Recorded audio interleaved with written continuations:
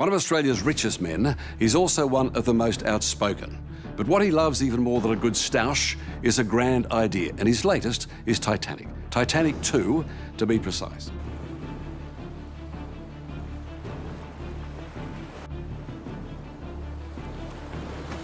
Over a century has passed, yet the Titanic's tragic romance with the Atlantic continues to captivate the world.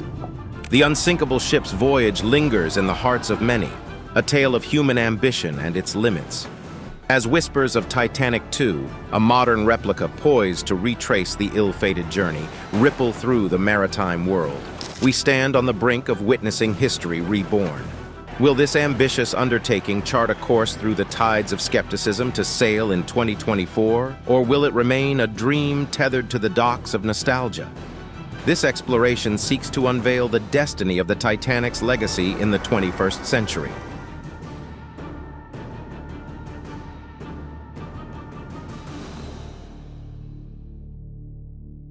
The legacy of the Titanic.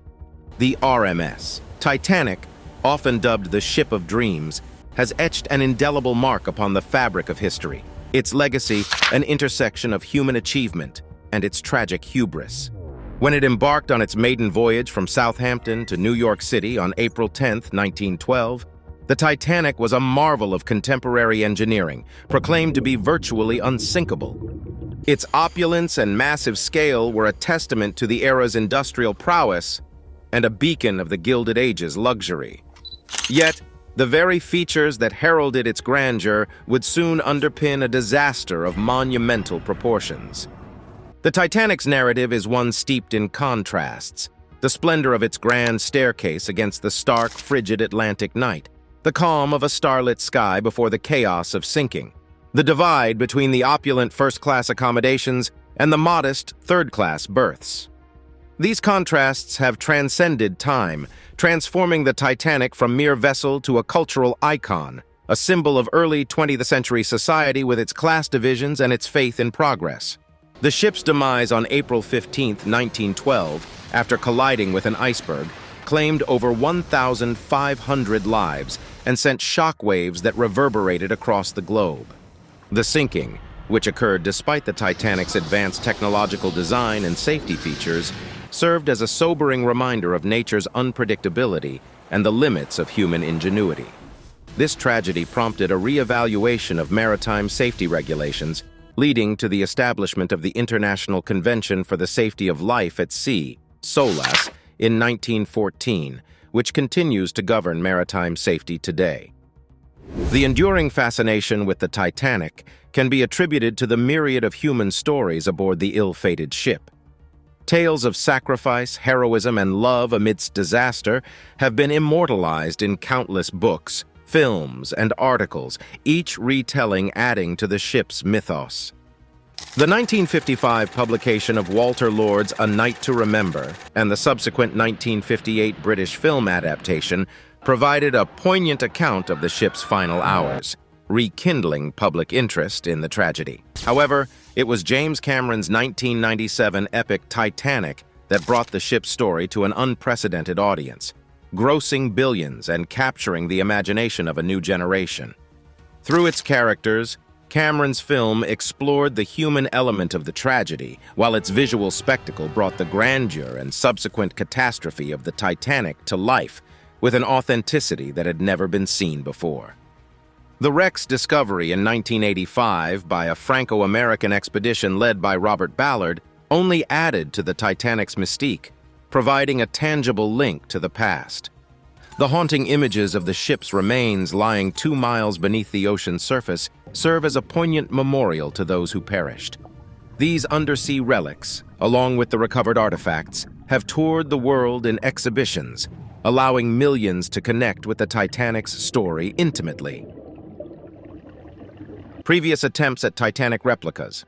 The allure of the Titanic has not only persisted in collective memory, but has also inspired ambitious attempts to resurrect its visage through replicas.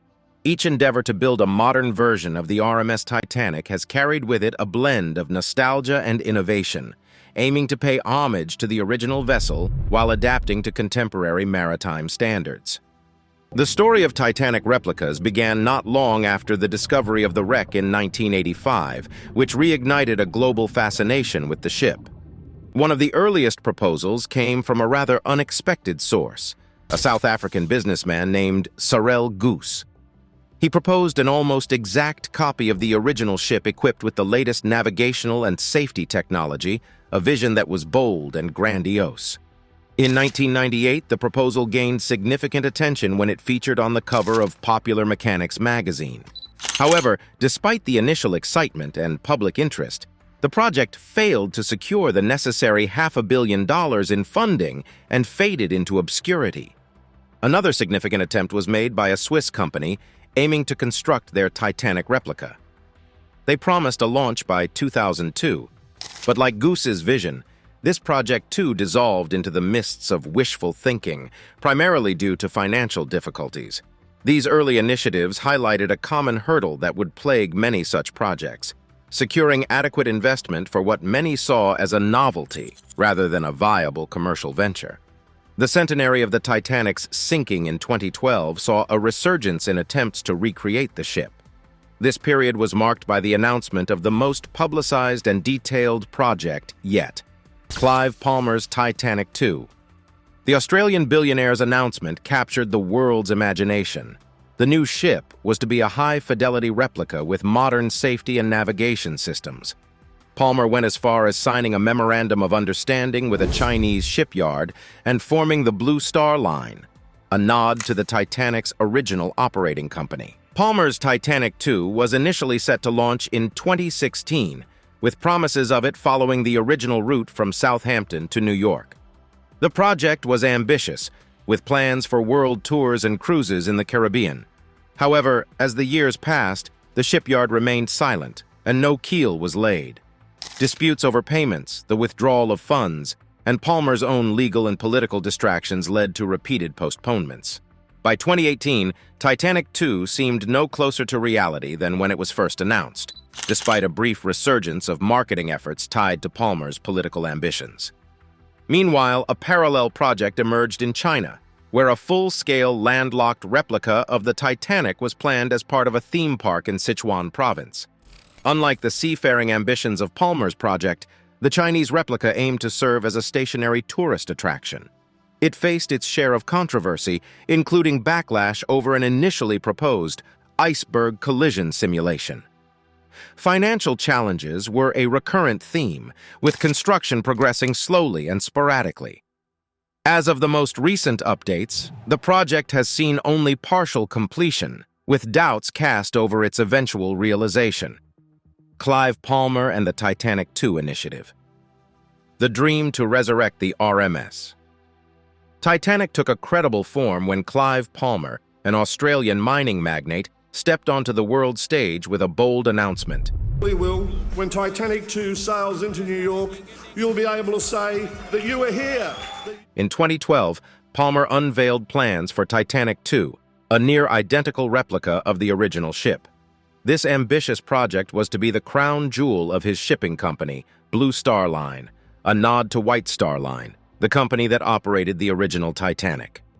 Palmer's vision for Titanic II was not merely a business venture, it was to be a moving tribute to the legacy of the ship and those associated with it.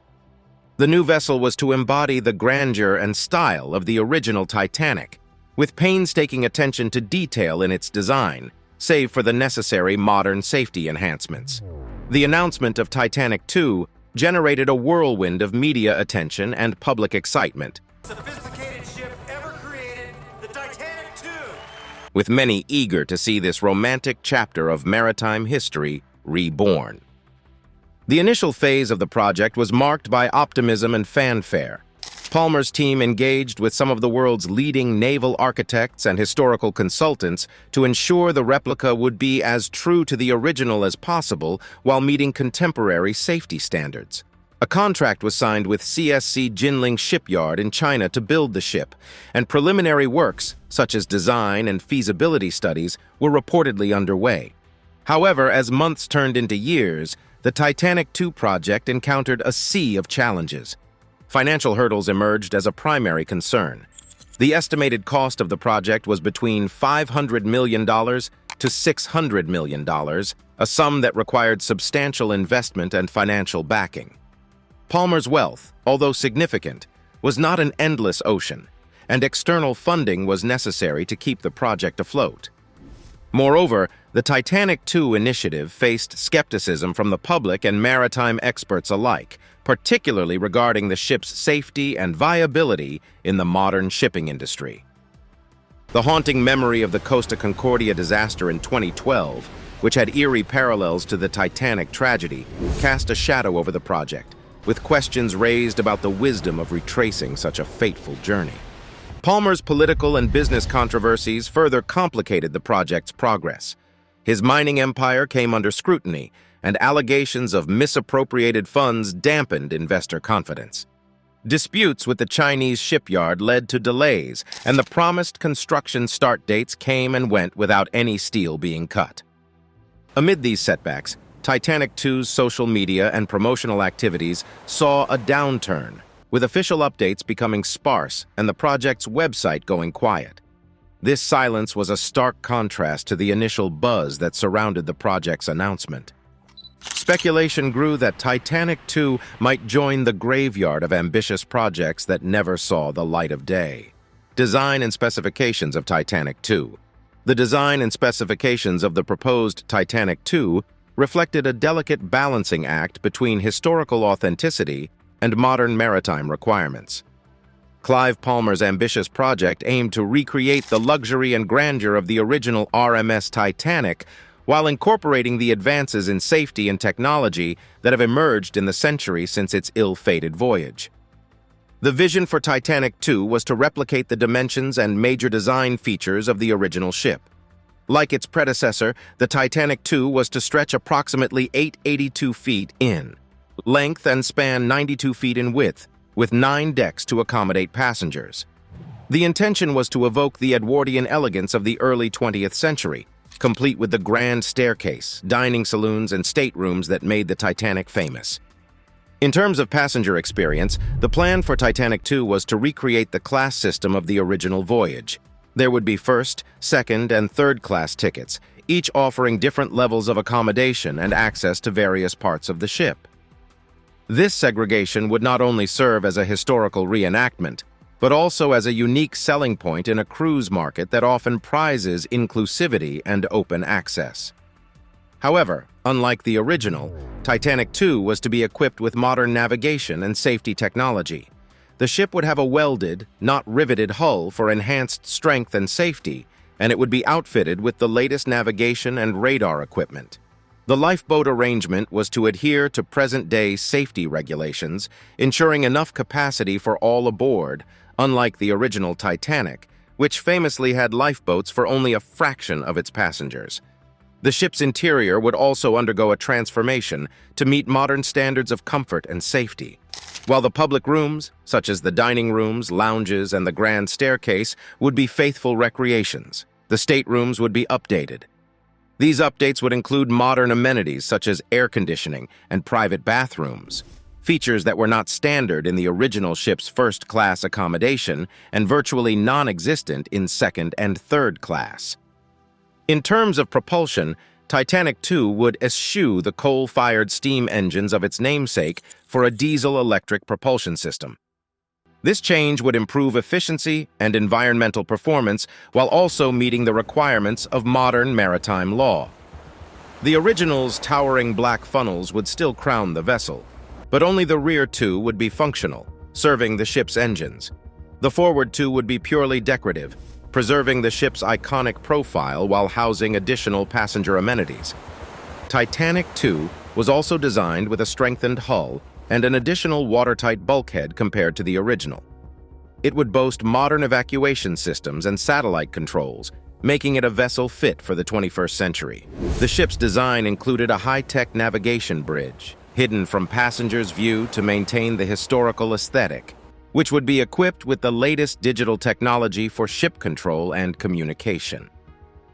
One of the most striking features of the Titanic II's design was the proposed safety deck, which would include the lifeboats, hospital, and other essential safety equipment. This deck would be seamlessly integrated into the ship's profile, ensuring that the classical lines of the original Titanic were preserved: safety and modernization. A new era for Titanic II. The ambitious vision for Titanic II extended far beyond the mere replication of the original's physical grandeur. It was intrinsically tied to overcoming the historical safety failings of its namesake. The new era for Titanic II was thus predicated on a foundation of modern safety standards and technological advancements, ensuring that the vessel would not only echo the past, but also embody the future of maritime safety. Central to Titanic II's design philosophy was adherence to contemporary safety regulations, a response to the disastrous loss of life that occurred in 1912, primarily due to insufficient lifeboats and outdated safety practices. The new ship was to be equipped with a sufficient number of lifeboats for all passengers and crew, far exceeding the original's 20 lifeboats. This fleet would include both traditional lifeboats and modern marine evacuation systems capable of rapid deployment in an emergency, ensuring compliance with the International Convention for the Safety of Life at Sea, SOLAS. The hull of Titanic II was another focal point of modernization. In contrast to the original's riveted iron plates, the new vessel would feature a welded steel hull with a double bottom, significantly enhancing its structural integrity. Moreover, an additional watertight bulkhead compared to the original and watertight doors, controlled by sophisticated electronics, were to provide further protection against flooding, a poignant upgrade from the manual systems of the past. Modern navigation technologies were another cornerstone of the Titanic II project.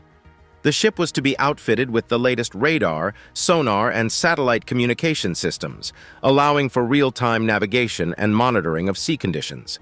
These systems would provide a level of situational awareness unthinkable in the early 20th century, enabling the crew to detect and avoid hazards with far greater accuracy and speed. The propulsion system, too, reflected a commitment to safety and modernization. The switch from coal-fired boilers to a diesel-electric propulsion system not only promised greater efficiency and reliability, but also reduced the risk of fire, a common danger on early ocean liners.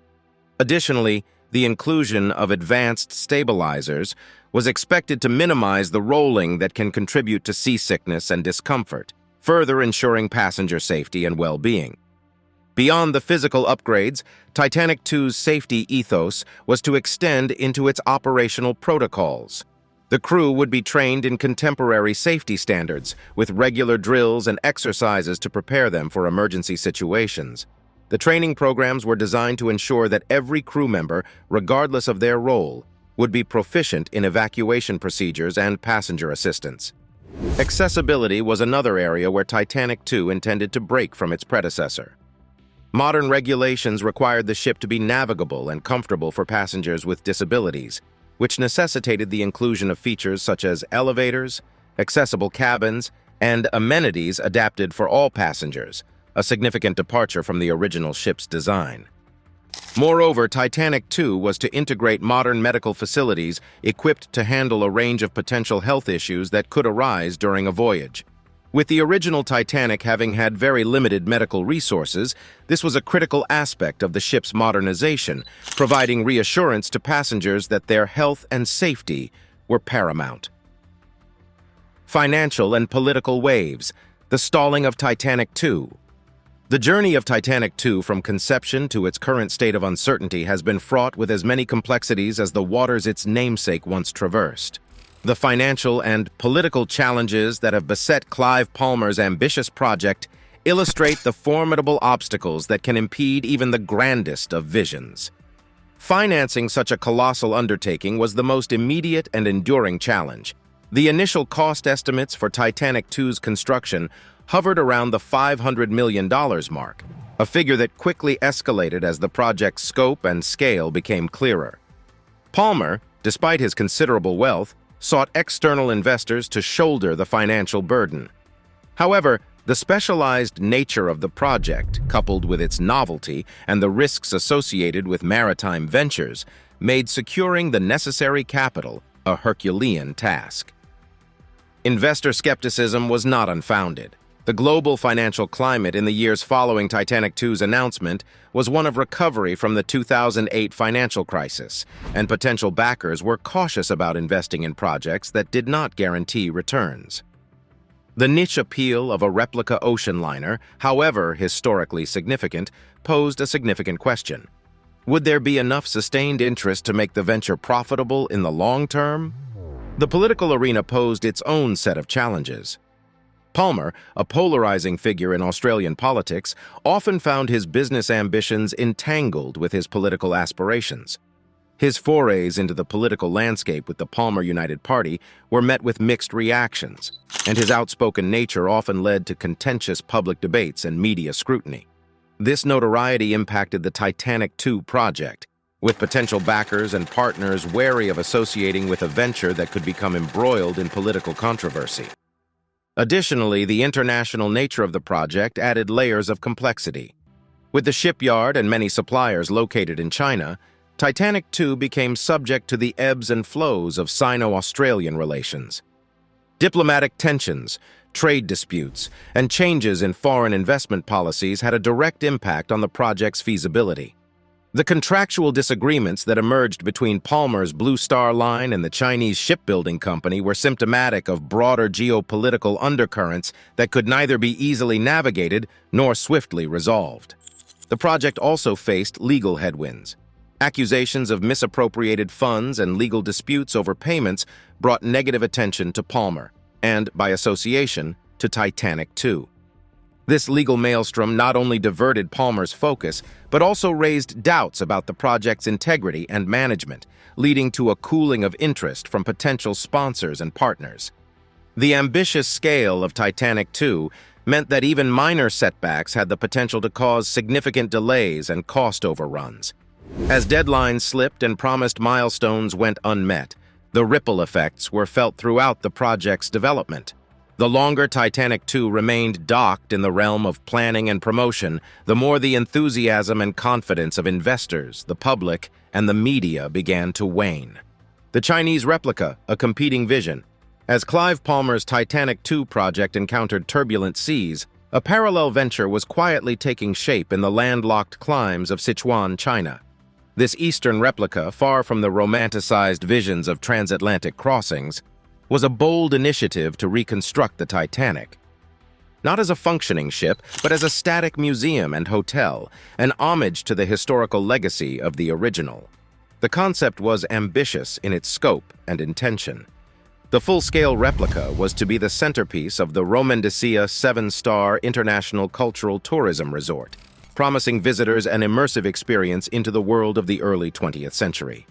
The Chinese Titanic aimed to capture the elegance and detail of the original, from the grandeur of the dining halls to the intricacies of the staterooms, allowing guests to walk the decks and corridors of a ship frozen in time.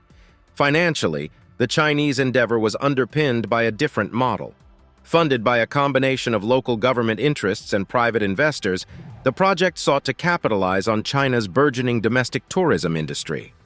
The replica was envisioned as a cultural and educational attraction, one that could draw visitors from across the nation and beyond. However, the project was not without its controversies. The announcement of an iceberg collision experience raised ethical concerns and prompted a swift backlash, leading to its cancellation. The sensitivity of such a simulation, which seemed to trivialize the disaster, was a stark reminder of the delicate balance between memorialization and entertainment. Despite these challenges, construction began in 2014 with optimism. The developers pledged that the exterior of the ship would be a faithful recreation, built to full scale, measuring some 269 meters in length. The interior, while static, was to include replicas of the original's famous spaces, including the grand staircase, the swimming pool, and the first-class cabins. Progress was initially steady, with significant media coverage as the keel was laid and the framework began to take shape. The developers released images and plans that captured the public's imagination, suggesting that the Titanic would once again be brought to life, albeit in a new form and context. Yet, as with many grand projects, the Chinese replica faced its own set of challenges. Construction delays and financial hurdles slowed progress. Reports emerged of workers not receiving their full wages, and periods of inactivity at the building site sparked rumors of financial instability. The ambition of the project began to clash with the practicalities of its execution. By 2021, the world had changed dramatically. The COVID-19 pandemic brought international travel to a near standstill, disrupting supply chains and investor confidence. The Chinese tourism industry, like many others worldwide, faced an uncertain future. These global shifts posed new questions for the viability of the Titanic Replica as a tourist attraction at a time when the industry was grappling with unprecedented challenges. The future of Titanic II. Realistic dream or fantasy? The vision of Titanic II, once a beacon of historical revival and modern engineering synergy, now flickers uncertainly on the horizon. This grandiose project, designed to recreate the legendary Titanic, stands at a crossroads between the realms of tangible achievement and unfulfilled fantasy. Examining the current state of Titanic II is a journey through a landscape of shifting ambitions and evolving narratives in the world of maritime remembrance and entertainment. As of the latest public disclosures, Titanic II remains in a state of suspended animation. The initial enthusiasm that greeted Clive Palmer's announcement has ebbed, leaving in its wake a series of unmet deadlines and promises. The shipyard where Titanic II was to be constructed lies quiet, without the anticipated clamor of industry that was to herald the crafting of this modern marvel. The silence speaks volumes, signaling the myriad challenges that have left the project adrift. The likelihood of Titanic II's completion hinges on a complex interplay of factors, with financial viability at the forefront. Despite Palmer's reassurances and intermittent reassertions of commitment, the absence of tangible progress casts a long shadow over the project's future. The investment required to bring Titanic II to life is immense, and the economic uncertainties of the post-pandemic world have done little to steady the waters. The question remains whether there is sufficient appetite among investors and the public to pour resources into a venture that is as much a historical homage as it is a modern commercial enterprise. Beyond the financial considerations, the implications of Titanic II's potential completion or its failure resonate on multiple levels. If realized, Titanic II would be a testament to humanity's enduring fascination with the past and its desire to capture and relive historical moments. The ship would offer a unique blend of education and experience, allowing passengers to step back in time while enjoying the comforts and assurances of modern technology.